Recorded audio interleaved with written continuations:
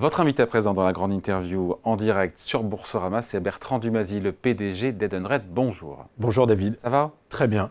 Bon, moi je pense que ça va bien pour vous, parce que déjà, je ne poserai pas la même question à chaque fois. À quand Edenred au CAC 40? Ça y est, c'est fait 19 juin. Hein. Ça a été fait le 19 juin, après être rentré au CAC 40 ESG en septembre.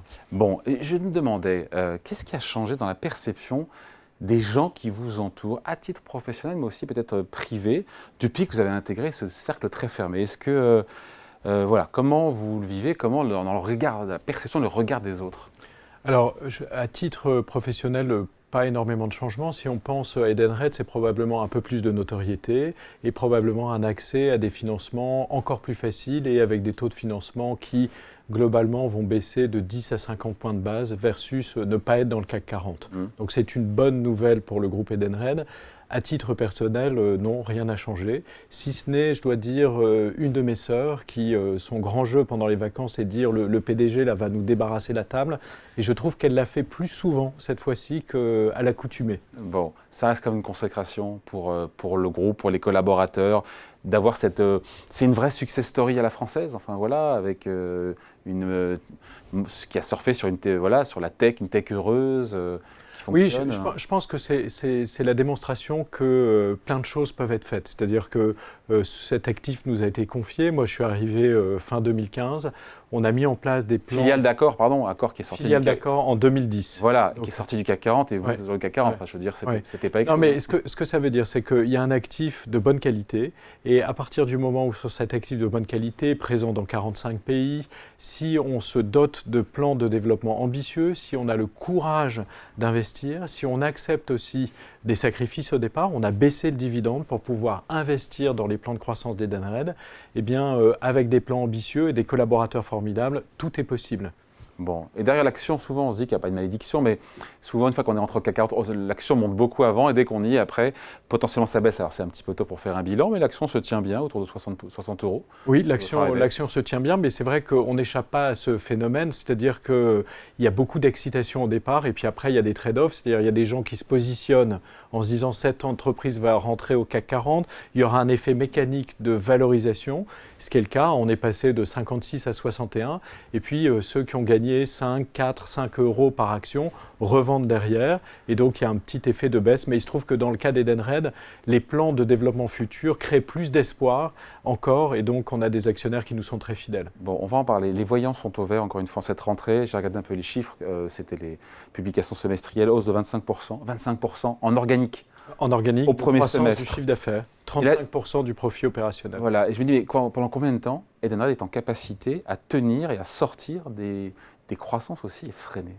Alors, 25%, on ne sera pas capable de faire ça chaque semestre, mais enfin, ces 7 dernières années, on a fait la démonstration qu'on était capable de croître à plus de 10% chaque année. Et d'ailleurs, c'est bien notre ambition, puisqu'on s'est engagé vis-à-vis de la communauté de nos investisseurs, mais on s'est aussi mis en ordre de bataille pour faire cela. On s'est engagé à faire au moins 12% de croissance chaque année, et au moins jusqu'à 2025. Bon, et même en cas de ralentissement économique, puisqu'on en parle, alors on ne voit pas de récession aux États-Unis, oui. Ça ralentit, ça freine en zone euro. Oui.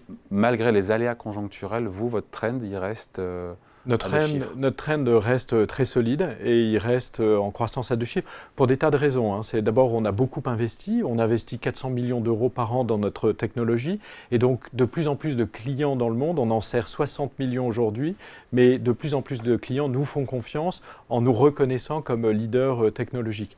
On est aussi sur des marchés qui sont sous-pénétrés. Pensez que sur un produit, on en fait des tas d'autres, mais un produit comme le ticket restaurant par exemple en France, le taux de pénétration des solutions titre restaurant n'est que de 25%. Et il y a plein d'autres pays sur chacun des programmes, et on en fait 250 différents, où on est sur des marchés sous-pénétrés. Donc la combinaison de pénétrer plus et développer des solutions complémentaires permet d'entretenir ce feu important de croissance. Entretenir aussi la marge, quand on fait déjà 40% de marge, on peut encore faire mieux, c'est déjà vachement bien. Oui, on a des concurrents qui font mieux sur certains programmes dans certains pays. Sachant que la marge est une chose, mais on est un métier d'investissement. C'est-à-dire si vous regardez juste la marge, ça ne veut pas dire grand-chose. Une grosse partie de cette marge se traduit en cash flow qui est réinvesti, encore une fois, donc, pour si on préparer les solutions de demain. On peut augmenter la marge, c'est ça que vous me dites. Si je voulais maximiser la marge avec l'ensemble des collaborateurs d'Edenred, on pourrait le faire. On n'a pas fait ce choix. Notre choix, c'est vraiment un choix de réinvestissement pour préparer en fait les vagues futures de croissance. Vagues futures de croissance qui passeront notamment par des acquisitions. Vous avez réalisé, c'était au mois de mai, votre plus grosse acquisition, c'est Reward Gateway, 1,3 milliard d'euros. C'est du lourd, plateforme présente au Royaume-Uni, en Australie, aux États-Unis. Et les marchés, alors je ne sais pas si le mot dubitatif, mais bon voilà, ils ont été un petit peu... je ne sais pas comment qualifier ça d'ailleurs, pas surpris parce que vous avez annoncé qu'il y avait 2 milliards d'euros d'argent disponible pour faire des acquisitions, mais il y a des questions qui ont été posées, notamment une pépite qui fait 100 millions d'euros de chiffre d'affaires. À peu près, oui. Ouais, 100 millions d'euros de chiffre d'affaires, acheter 1,3 milliard, voilà. Vous les avez rassurés, comment les rassurer s'il y a matière encore à rassurer? Alors d'abord, quand on a annoncé l'acquisition, le cours de bourse a augmenté. C'est donc que les investisseurs ont bien accueilli cette acquisition. Pourquoi? Parce que d'abord, elle est vraiment dans la droite ligne de ce qu'on a annoncé à notre Capital Market Day d'octobre 2022, où on a annoncé que 30% de la croissance viendrait par des adjacences de ce qu'on fait aujourd'hui. Et donc le marché de l'engagement... Il faut expliquer ce que c'est. L'engagement, c'est un marché très explosif en termes de croissance en Angleterre, aux États-Unis et en Australie. Et on pense que ce marché va déferler en Europe continentale.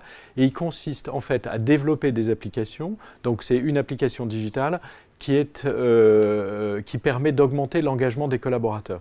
Par exemple, dans beaucoup de pays, dans les 3 pays que je cite, si vous faites partie de la plateforme Reward Gateway, vous avez accès à des discounts sur les produits que vous achetez. Parce qu'on est capable de massifier la demande des collaborateurs et en échange de cette demande massifiée, obtenir des niveaux de discount pour les collaborateurs. Combien sur quel type de produit? Ça peut aller de 5 à 25% de discount sur toute une série de produits. Donc vous êtes salarié de Boursorama. Boursorama paye pour vous un abonnement mensuel à cette plateforme et vous aurez accès à des discounts et vous saurez exactement combien vous avez économisé. Donc David Jacot, au bout de 3 mois de Reward Gateway, a déjà économisé 125 € par rapport aux achats qu'il a fait sur cette plateforme. C'est un module d'engagement. Vous avez d'autres modules d'engagement, notamment avec de l'animation sociale. Vous avez plein de collaborateurs qui n'ont pas de bureau et donc ils reçoivent de l'information de manière très disparate parce qu'ils ne font pas partie d'un ensemble qui se réunit tous les jours dans les bureaux.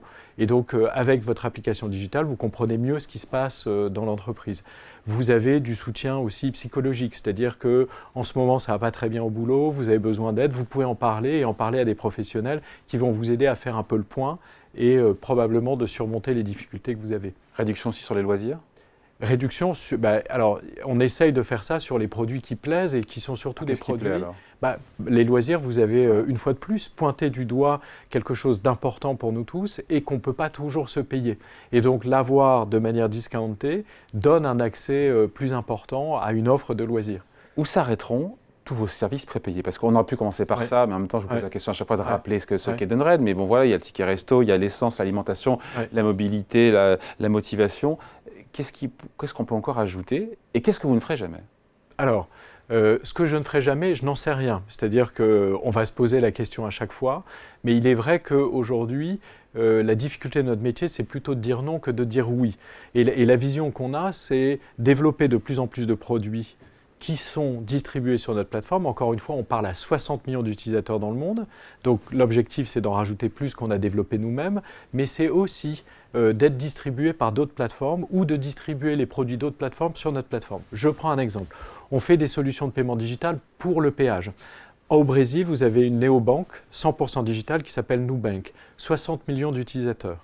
Désormais, si vous êtes un utilisateur de Nubank, vous allez sur l'application Nubank.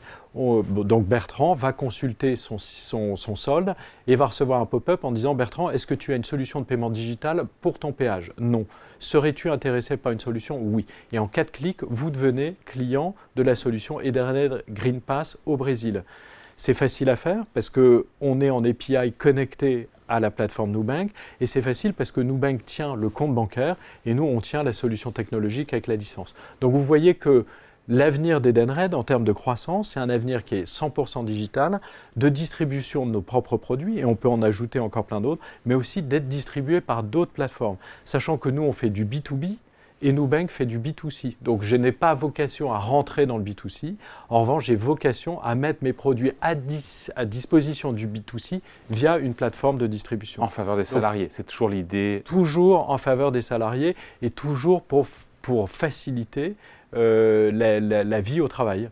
Bon. Donc mon rêve, c'est que il a encore des rêves, c'est plein. Mais ça veut, ça veut dire que vous vous levez le matin et votre réflexe est d'aller sur l'application My Edenred et regarder vos différents portefeuilles d'avantages aux salariés ou de solutions de mobilité ou de training ou de santé qui vont faciliter votre vie et la gestion de ces services. Bon, la France là-dedans, quand on est Edenred, j'ai regardé 16% aujourd'hui du chiffre d'affaires.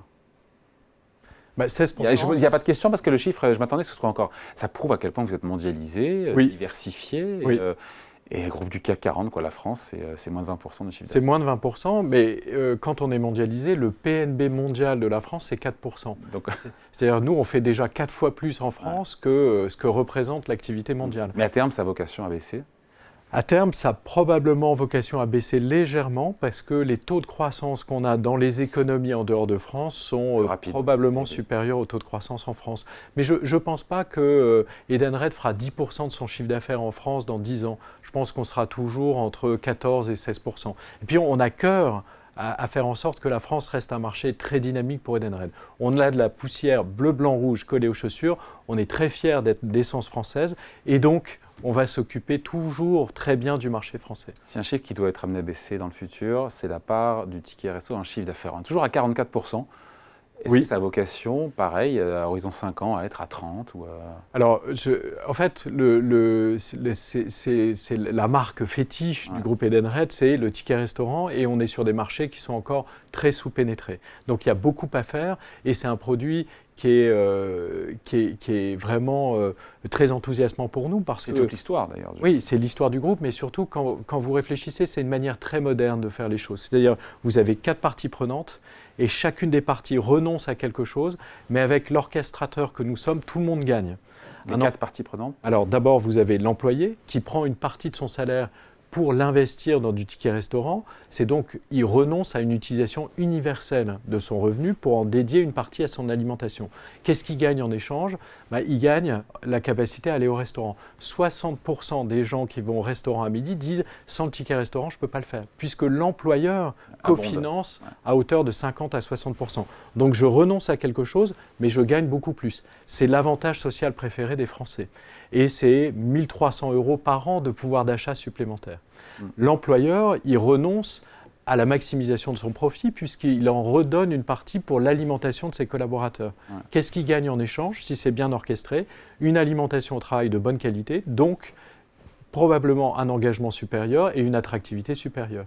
Les restaurateurs qui payent une partie de la note, ils reçoivent 100 de chiffre d'affaires, ils en payent 3 ou 4. C'est-à-dire un tout petit montant qui contribue à l'administration du programme, mais il y a 100 de volumes qui viennent. Je rappelle que 60% des gens qui vont au restaurant pour déjeuner disent « sans ça, je n'irai pas ». Et l'État qui gagne beaucoup au passage, puisque en gros, quand il investit 1 en défiscalisation, il en gagne 1,6 par 200 000 emplois de créés, une TVA qui est payée. Et donc en fait, vous avez 4 opérateurs. Et Edenred là-dedans, il est où ?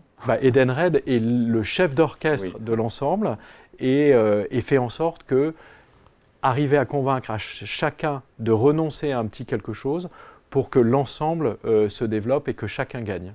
Bon, après, on doit se dire, oh là là, génial, Edenred, c'est formidable. C'est le cas, mais quels sont les risques après ? C'est une question que je ne vous ai jamais posée. Les risques liés à l'activité d'Edenred ? Je dirais que, alors des risques dans toute activité, il y en a. On se lève le matin, je peux me péter le col du fémur. Bien sûr, mais ça ne m'empêche pas de me lever et de marcher dans mon pas. Il y a une nature de risque, oui. Alors, spécifiquement lié. Spécifiquement, je pense qu'une activité qui est 100% digitale et qui gère 100 milliards de volume dans le monde, le premier risque, c'est la cybersécurité. C'est-à-dire la capacité à être plus malin que les cybercriminels, puisqu'encore une fois, nous, on nous confie de l'argent pour l'administrer et qu'il soit dépensé au bon endroit au bon moment. Et donc, les enjeux de cybersécurité sont des enjeux qui sont très importants. On a un deuxième enjeu en tant qu'entreprise mondiale, et qui est un muscle qu'on n'avait pas développé, nous, entreprises, mais qui revient sur le devant de la scène, c'est quand même le risque géopolitique. C'est-à-dire, vous êtes en Afrique, vous voyez bien ce qui peut se passer très rapidement. Nous, on est très présents à Taïwan. Quel est l'avenir de l'île taïwanaise ? En Amérique latine, les choses peuvent basculer rapidement. Donc, quand vous avez une exposition mondiale, On a eu tendance à l'oublier. La démocratie et l'état de droit est un équilibre fragile qui peut être perturbé et avoir des impacts sur des business comme les nôtres très forts. Donc je dirais un risque de sécurité cyber par rapport à des gros volumes et un risque géopolitique sont les deux principaux risques pour l'activité d'Edenred. Alors pour le coup, ce n'est pas un risque, mais c'est plutôt un facteur qui vous avantage. On parlera juste après des hausses de taux, combien il en reste sous le pied aux banques centrales. Vous, c'est tout bénef d'avoir des taux qui sont plus élevés? Alors, en fait, il faut regarder les taux comme une réponse à la volonté de juguler l'inflation. Oui. Alors, l'inflation crée des sujets de pouvoir d'achat. Or, Edenred redonne du pouvoir d'achat aux salariés, ce qui contribue probablement aux fortes croissances qui s'accélèrent. C'est un peu la cerise sur le gâteau. Sans inflation, on était en croissance de 12 à 15%. Avec inflation, comme on est des outils facilement mis en place, digitaux, et qui redonnent du pouvoir d'achat aux salariés, nos croissances ont atteint 25% sur le premier semestre. Donc, une des réponses à l'inflation, c'est redonner du pouvoir d'achat de manière digitale et très ciblée et centrée. Donc Moi, je pensais à votre trésorerie. Alors, le corollaire de ça, c'est que pour lutter contre l'inflation, les banques centrales augmentent les taux d'intérêt. Et il se trouve que oui, on a une activité avec un working capital négatif, donc on est placeur. Et donc pour la première fois, on a une rémunération sur cet argent qu'on place. C'est combien d'ailleurs? J'ai vu des chiffres passés. En fait, avant les périodes d'inflation, on était aux alentours de 44 millions d'euros. Et maintenant 80. Et 80, voire plus. Bon, c'est tout bénéfice. Mais encore une fois, pendant des années, c'est l'inverse. Oui. C'est-à-dire que dans certains pays, ça nous coûtait de l'argent. Donc on allait voir les banques en disant « on veut placer de l'argent chez vous » et on nous disait « oui, mais il va falloir nous payer ». C'est le principe des taux d'intérêt négatifs. Exactement, bon, on en est sorti. Dernière question, on se quitte là-dessus, Bertrand Dumazy, mais je crois que je vous l'ai déjà posé. Le PER, j'ai regardé, PER de 29 sur l'action. Oui. C'est une action qui est de qualité, mais qualité ça se paye et c'est cher. Oui. Est-ce qu'elle est chère aujourd'hui, l'action? Non, elle n'est pas chère. Même avec 29 de PER. Revenons à des choses simples. D'abord, pour adorer le Maroc et Marrakech, à Marrakech, on entend une sagesse populaire qui dit « le prix s'oublie, la qualité reste ».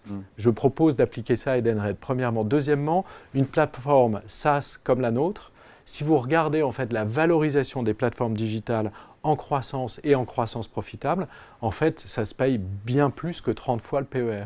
Et donc, la transformation d'Edenred doit être aussi dans la compréhension du fait de ce qu'est notre modèle. Et notre modèle, c'est une plateforme digitale SaaS et ça ne vaut pas 29 fois le PER, ça vaut plus. Voilà, donc à 60 €, pour ceux qui ont raté le train depuis que l'action était à 10, 20, 30, 40, 50, c'est pas trop tard. Non, et d'ailleurs, le consensus des analystes est plutôt aux alentours de 68 € aujourd'hui. Donc il y en a encore sous le pied. Il y en a pas mal sous le pied, puis à nous de travailler pour faire en sorte de donner envie de continuer à investir dans Edenred. Bon voilà, merci d'être venu, d'avoir fait cette rentrée avec nous. Bertrand Dumazy, PDG d'Edenred, invité de la grande interview en direct sur Boursorama. Merci à vous. Merci beaucoup. À bientôt.